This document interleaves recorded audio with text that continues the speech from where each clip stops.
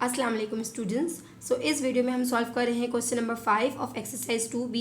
The coordinates of the triangle A B C are A B and C while the coordinates of its image triangle A prime B prime C prime under a rotation are given below. On a sheet of graph paper, draw the triangle ABC and the triangle A prime B prime C prime. And in the second part, find the center of rotation by construction and state the angle of rotation.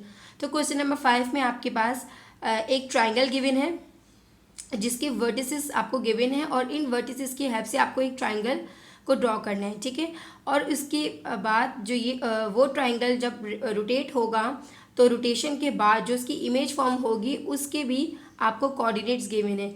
In A prime B prime C prime को भी आप locate करके एक triangle form करेंगे जो कि pre image का image form करेगा, ठीक है। उसके बाद फर्स्ट पार्ट पे तो ये हो गया कि दोनों ट्राइंगल आपको ड्रॉ करने हैं।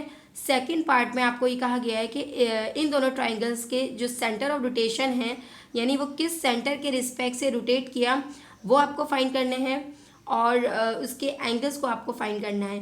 तो चलें क्वेश्चन को स्टार्ट करते हैं। यहाँ मैंने ग्राफ की जो स्केलिंग ली है वो on X and Y axis 1 small square box 1 unit लिया है, ठीक है। तो चलें सबसे पहले पॉइंट्स को प्लॉट करते हैं। तो सबसे पहला पॉइंट जो है ए वो प्लॉट हो रहा है 4,1 पे। तो 4,1 ये पॉइंट आ गया आपके पास ए पॉइंट। इसके बाद बी पॉइंट जो है वो है 6,1 पे। तो 6 along X axis and Y along 6 along X axis and 1 along Y axis.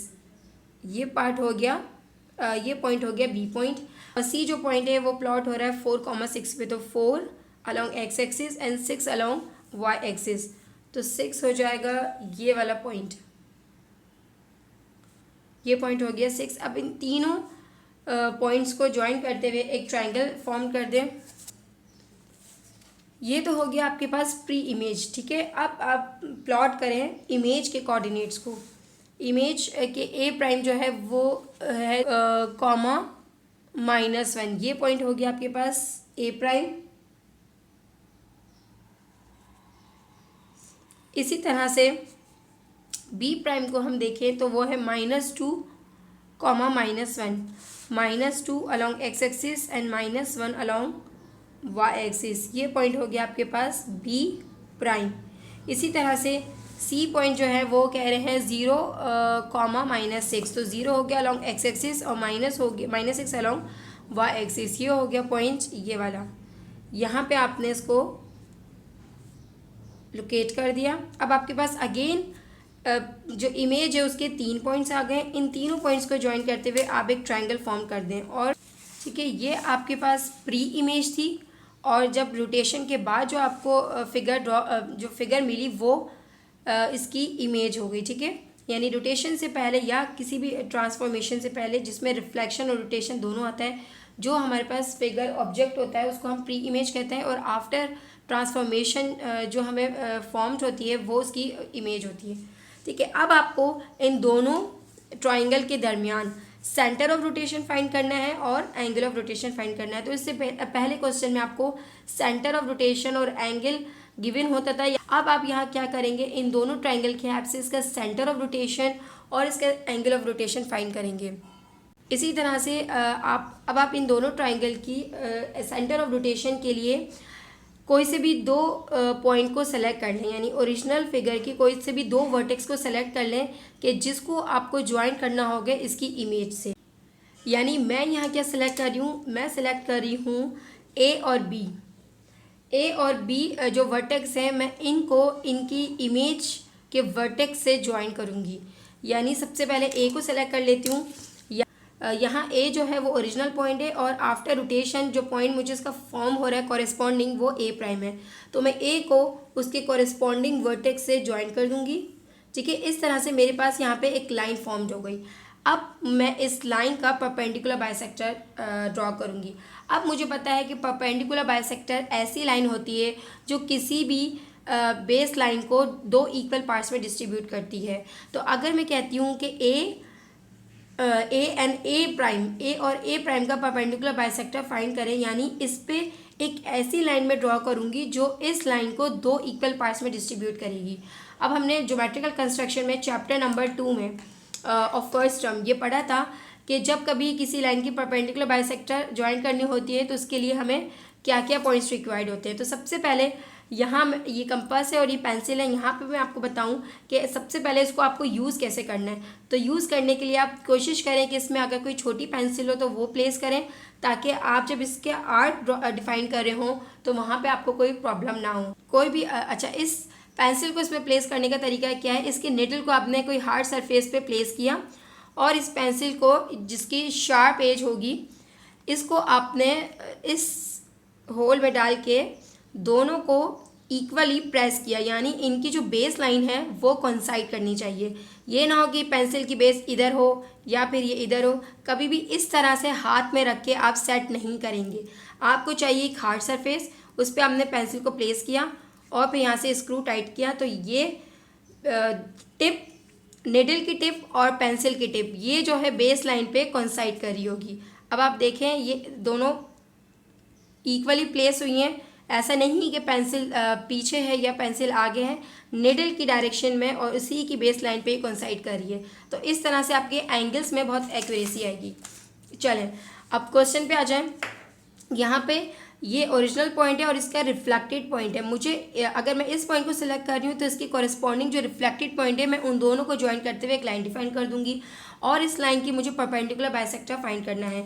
तो मुझे पता है कि परपेंडिकुलर बाइसेक्टर फाइंड करने के लिए मेरे पास जितनी भी इसकी लेंथ है, ए से ए प्राइम तक जितनी भी लेंथ आ रही है, ठीक है, इस लेंथ का मैं परपेंडिकुलर बाइसेक्टर डिफाइन करूँगी।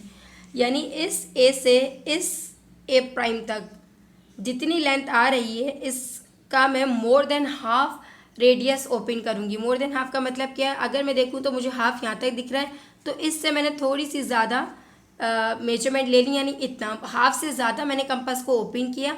अब क्योंकि मुझे इन दोनों पॉइंट्स का मतलब ए और ए प्राइम का, यानी ए और ए प्राइम जो लाइन है इसका परपेंडिकुलर बाइसेक्टर डिफाइन करना है, तो मैं एक जो आर्क डिफाइन करूँगी वो ए पॉइंट पे रख के करूँगी और दूसरा जो आर्क डिफाइन करूँगी वो ए प्राइम पे रख के करूँगी। तो कैसे होगा, यानी मैंने हाफ से ज़्यादा रेडियस ओपन किया, अब ए पे रख के एक आर्क अबव लगाया, ठीक है। अब मैंने निडल को हटाया नहीं और वही आर्क एक डाउनवर्ड डायरेक्शन में लगाया, ठीक है, above this line, above this base line और इसके बिलो दिस बेस लाइन, यहाँ पे एक आर्क लगाया। अब वही सेम रेडियस रख के जो मैंने एक पे रख के आर्क लगाया था उसी सेम रेडियस को मैं ए प्राइम पे रखूँगी और प्रीवियस आर्क जो मैंने ए से लगाया था उसको मैं कट कर दूँगी, ठीक है। अब आप देखें कि ये वाला आर्क तो मेरे पास आराम से इंटरसेक्ट हो रहा है, बट ये वाले आर्क के लिए मुझे ए पे जो मैंने आर्क डिफाइन किया था उसको थोड़ा सा एक्सटेंड करना पड़ेगा ताकि एक पॉइंट ऑफ इंटरसेक्शन आर्क की आ रही हो, ठीक है। मैं दोबारा से डिफाइन कर देती हूँ कि ए पे रख के मैंने मोर देन हाफ से ज़्यादा रेडियस का एक आर्क डिफाइन किया, इसी तरह से यहाँ पे भी एक आर्क डिफाइन किया, ठीक है। अब ए प्राइम पे रख के मैंने विथ सेम रेडियस यहाँ पे एक अबव आर्क डिफाइन किया जो प्रीवियस आर्क को कट कर रहा था। अब आपके पास दो आर्क डिफाइन हुए हैं। अब जहाँ पे भी ये दोनों आर्क जिस पॉइंट पे इंटरसेक्ट कर रहे होंगे उसको आप हल्का सा हाईलाइट कर दें इस तरह से, और इस पॉइंट को आप हाईलाइट कर दें। यानी अब इन दोनों पॉइंट्स को ज्वाइन करते हुए मुझे एक लाइन डिफाइन करनी है और वो लाइन क्या होगी, वो लाइन परपेंडिकुलर बाइसेक्टर होगी ए और ए प्राइम की, जो कि इस बेस लाइन को दो इक्वल पार्ट्स में डिस्ट्रीब्यूट करी होगी। तो यहाँ से मैंने इन दोनों पॉइंट्स को ज्वाइन करते हुए एक लाइन डिफाइन करी। अब यहाँ पे ये जो लाइन डिफाइन हो रही है ये ए से ए प्राइम के लिए हो रही है, इससे ब्लू लाइन से, ठीक है। और मैं यहाँ पे मेंशन कर रही हूँ, यहाँ पे मैं मेंशन कर देती हूँ कि जो M1 लाइन है इसको मैं डिनोट कर रही हूँ M1 लाइन से, ठीक है। M1 लाइन जो है वो परपेंडिकुलर बाइसेक्टर है, परपेंडिकुलर बाइसेक्टर है of A and A prime, ठीक है। अब इसी तरह से मैं सेकंड वर्टेक्स लूँगी। सेकंड वर्टेक्स मेरे पास क्या है बी, और इसकी कॉरेस्पॉन्डिंग वर्टेक्स क्या है इमेज का बी प्राइम। अब मैं बी को बी प्राइम से ज्वाइन करते हुए एक लाइन डिफाइन करूँगी।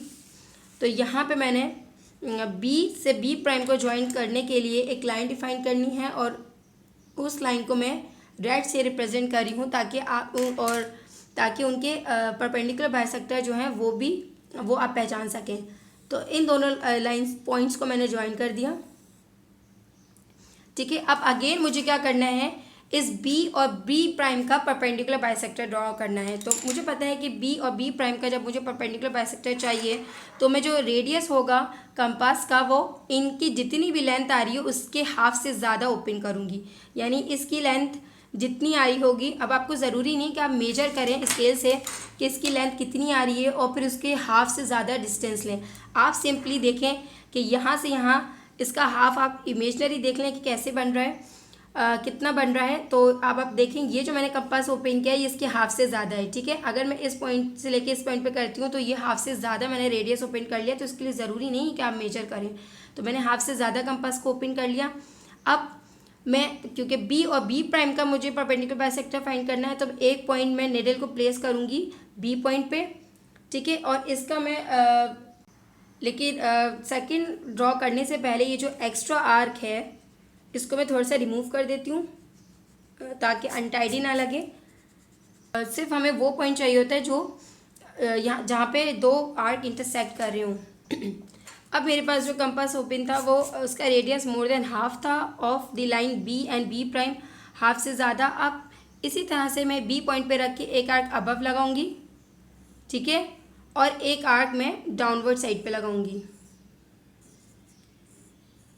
सेम जो रेडियस मैंने रखा है बी पॉइंट पे वही रेडियस में बी पे वही रेडियस में बी प्राइम पे प्लेस करूँगी और प्रीवियस आर्क को कट कर दूंगी अबव द लाइन और बिलो द लाइन। जहाँ जहाँ मैंने पहले आर्क लगाया था उन दोनों आर्क को मैं कट कर दूंगी above the line and below the line, ठीक है। अब आप देखें यहाँ पे थोड़ा सा मुझे पॉइंट ऑफ इंटरसेक्शन देखने के लिए इसको एक्सटेंड करना पड़ेगा, क्लियर है। अच्छा, अब क्योंकि मुझे प्रैक्टिस है तो मैं इस कंपास को कहीं से भी होल्ड कर रही हूँ, लेकिन वैसे जो सही तरीका है वो यहाँ पे है कि आपने इसको यहाँ पे प्लेस किया और ये जो इसकी ऊपर पॉइंटेड एज होता है इससे आपने इसको रोटेट करवाया, यहाँ लगाना है या यहाँ लगाना है। आप क्योंकि मुझे प्रैक्टिस है इसलिए मैं यहाँ से कर रही हूँ, लेकिन आप लोगों को ऐसे हैंडलिंग नहीं करनी, ठीक है। अब आप देखें अगेन इन दोनों इस और इस पॉइंट से जो मैंने आर्क डिफाइन किए हैं वो एक इस पॉइंट पे इंटरसेक्ट कर रहे हैं और एक इस पॉइंट पे इंटरसेक्ट करने हैं। अब मुझे इन दोनों पॉइंट्स को ज्वाइन करते हुए एक लाइन डिफाइन करनी है और वो जो लाइन होगी वो परपेंडिकुलर बाइसेक्टर होगी बी और बी प्राइम की, ठीक है। इस मैंने बी प्राइम के लिए रेड कलर यूज़ किया तो इसके परपेंडिकुलर बाइसेक्टर भी मैं रेड कलर से डिफाइन करूँगी। अच्छा, अब इन दोनों पॉइंट्स को ज्वाइन करते हुए अब आप पहले आपने ये देखना है कि ये दोनों पॉइंट्स स्केल रख के कि कहाँ पे कॉन्साइड कर रहे हैं। जैसे आपका कॉन्साइड सेट हो गया तो फिर आपको लाइन ड्रॉ करनी है, ठीक है। और ये लाइन क्या है, यानी ये परपेंडिकुलर बाइसेक्टर क्या है M2, और यहाँ मैं मेंशन कर देती हूँ कि M2 परपेंडिकुलर बाइसेक्टर जो है वो किस लाइन का है, वो है of B and B prime, clear है। अब आप देखें ये दोनों परपेंडिकुलर बाइसेक्टर यानी A से A प्राइम का जो ब्लू कलर से मैंने डिफाइन किया है और B और B प्राइम का एंड B और B प्राइम का जो परपेंडिकुलर बाइसेक्टर है जिसको मैंने रेड कलर से डिफाइन किया है वो एक पॉइंट पे इंटरसेक्ट कर रहे हैं और वो पॉइंट क्या है, ये पॉइंट। तो वो पॉइंट चाहे तो अपने पास लिख लीजिए, यानी वो पॉइंट जिस पे दोनों परपेंडिकुलर बाइसेक्टर इंटरसेक्ट करेंगे वो पॉइंट आपके पास होगा सेंटर ऑफ रोटेशन। मैं अगेन रिपीट कर रही हूँ, वो पॉइंट जिस पे दोनों परपेंडिकुलर बाइसेक्टर इंटरसेक्ट कर रहे होंगे वो पॉइंट आपको सेंटर ऑफ रोटेशन के कोऑर्डिनेट्स देगा, ठीक है। यानी अगर इस पॉइंट पे मैं देखूँ, इस जहाँ पे ये इंटरसेक्ट करें इस पॉइंट के अलोंग एक्स एक्सिस डिस्टेंस और वाई एक्सिस डिस्टेंस क्या आ रहा है, तो इस तरह से वो मुझे इस सेंटर ऑफ रोटेशन के कोऑर्डिनेट्स देगा। ये वाला जो पॉइंट होगा ये आपको सेंटर ऑफ रोटेशन देगा। और अगर मैं पूछूँ इस सेंटर ऑफ रोटेशन के कोऑर्डिनेट्स क्या हैं, तो सेंटर आप देखें अलोंग एक्स एक्सिस कितने यूनिट डिस्टेंस पर है 2 और अलोंग वाई एक्सिस वो कितने डिस्टेंस पर है 0। तो इस के जो सेंटर के कोऑर्डिनेट्स होंगे वो होंगे 2, 0, क्लियर है। अब हमें देखना है, ये तो पार्ट 1 में हमने इसको ड्रॉ करना था। सेकंड पार्ट में एक सेंटर ऑफ रोटेशन था, दूसरा था angle of rotation. Angle of rotation यानी ये फिगर जो है किस एंगल के रिस्पेक्ट से रोटेट कर रही है। तो एंगल ऑफ रोटेशन देखने के लिए आपको क्या देखना है, आपको देखना है कि जो पॉइंट ऑफ इंटरसेक्शन आया है उसमें से पास करने वाली लाइन जो एक ओरिजिनल वर्टेक्स को और एक इसके रोटेटेड वर्टेक्स को ज्वाइन कर रही है। मैं अगेन रिपीट कर देती हूँ, एंगल ऑफ रोटेशन के लिए सबसे पहले आपको देखना है कि आपके पास सेंटर ऑफ रोटेशन कहाँ है। इस पॉइंट पे सेंटर ऑफ रोटेशन है। अब इस पॉइंट से आपने ये देखना है कि जो ओरिजिनल पॉइंट है और जो उसका रोटेटिंग पॉइंट है वो इस पॉइंट से लाई करना चाहिए, वो इस पॉइंट से पास करना चाहिए।